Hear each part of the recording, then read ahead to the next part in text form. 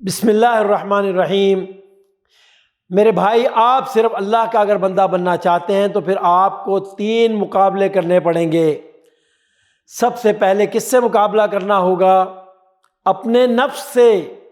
شاعر کیا کہتا ہے؟ مسجد تو بنا دی شب بھر میں ایمان کی حرارت والوں نے، من اپنا پرانا پاپی ہے برسوں میں نمازی بن نہ سکا۔ کوئی شخص رشوت پیش کر رہا ہے، حرام شے ہے، نفس کیا کہہ رہا ہے؟ لے لو۔ وہ کہتا ہے کہ نہیں، پھر نفس پٹی پڑھاتا ہے کہ یہ سارا تقوی کا ہیضہ تمہیں ہی ہو گیا ہے، اور جو فلاں حاجی صاحب ہیں وہ بھی تو لیتے ہیں، اور تمہاری فلاں ضرورت رکی ہوئی ہے، بچے کی فیس دینی ہے، بیوی کو اتنا وقت ہو گیا کپڑے لے کر دینے کو کہا تھا۔ یہ ساری پٹیاں نفس پڑھائے گا۔ اب اگر آپ اس نفس کا مقابلہ کر سکتے ہیں تو ہی بچیں گے، اور اگر مقابلہ نہیں کر سکتے تو پھر مار کھا جائیں گے۔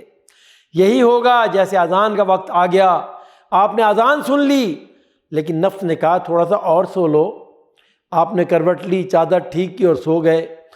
اگر آپ نفس کے تقاضے کو اس وقت رد کر سکتے اور آپ میں اتنی ہمت ہوتی تو آپ اٹھ کھڑے ہوتے اور مسجد کی طرف چلے جاتے۔ گویا کہ بندگی رب کے لیے سب سے پہلا جہاد کس کے خلاف کرنا ہوگا؟ جی، نفس کے خلاف۔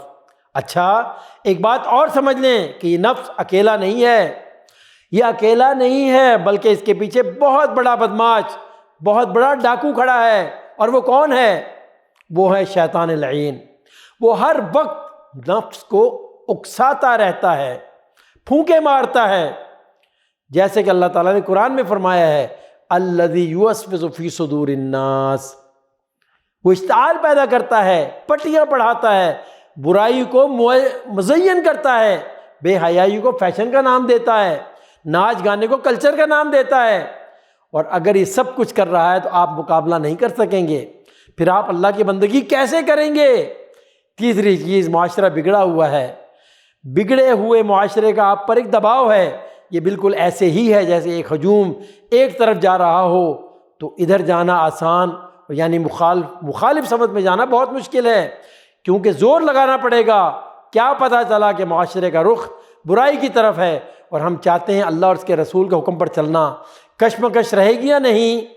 3 جہاد کرنے پڑیں گے، تب جا کر انسان اللہ کا بندہ بن سکے گا۔ جب ایک بار صحابہ نے رسول اکرم صلی اللہ علیہ وسلم نے سوال کیا، یا رسول اللہ صلی اللہ علیہ وسلم ای الجہاد افضل، اللہ کے رسول کون سا جہاد سب سے افضل ہے؟ آپ صلی اللہ علیہ وسلم نے فرمایا سب سے افضل جہاد یہ ہے کہ تم اپنے نفس سے جہاد کرو، کشمکش کرو، مقابلہ کرو، تاکہ اسے اللہ کا مطیع اور فرما بردار بنا سکو۔ یہ جہاد افضل جہاد ہے۔ ناظرین کرام، اسی جہاد کو جہاد اکبر بھی کہا گیا ہے۔ جب آپ صلی اللہ علیہ وسلم غزوہ تبوک سے واپس آئے ہیں تو آپ نے فرمایا مسلمانوں، یہ نہ سمجھنا کہ جہاد ختم ہو گیا، رجعنا من الجہاد الاصغر للجہاد الاکبر۔ سنو، ہم واپس آئے ہیں کس سے؟ چھوٹے جہاد سے، اور بڑے جہاد کی طرف واپس آئے ہیں۔ وہ تو چھوٹا جہاد تھا جو ہم کافروں سے کرنے گئے تھے، لیکن یہ بڑا جہاد ہے جو مدینے میں رہ کر کرنا ہوگا۔ وہ جہاد ہر آن ہوگا۔ کفار سے جہاد تو کبھی ہوتا ہے کبھی نہیں ہوتا، لیکن اس جہاد سے واسطہ تو ہر وقت رہتا ہے، ہر صبح ہوتا ہے، ہر رات ہوتا ہے، ہر لحظہ ہوتا ہے، ہر وقت کشمکش چلتی رہتی ہے، خیر و شر کی، حلال و حرام کی، صحیح و غلط کی۔ زمانے کے رواج اور دین کے تقاضے ٹکرا رہے ہیں آپس میں۔ آپ اگر اس راستے پر عزم اور حوصلے کے ساتھ پہلا قدم رکھیں گے تو پھر ہوش ٹھکانے آ جائیں گے۔ یاد رکھیں، پھر دن میں تارے نظر آئیں گے، آپ کے 14 طبق روشن ہو جائیں گے۔ دین کا نام لینا ٹھنڈے پیٹ بہت آسان ہے، لیکن اس پر چلنا میرے بھائیوں، یہ عمل بہت قربانیاں مانگتا ہے۔ شاعر نے کیا خوب کہا ہے، چمی گویم مسلمانم بلرزم کہ دانم مشکلات لا الہ۔ اللہ اللہ اللہ رب العالمین کی بارگاہ میں دعا ہے کہ اللہ ہمیں نفس کی سرکشی سے بچائے، اس کے فتنوں سے، اس کی آفات سے محفوظ فرمائے، آمین یا رب العالمین۔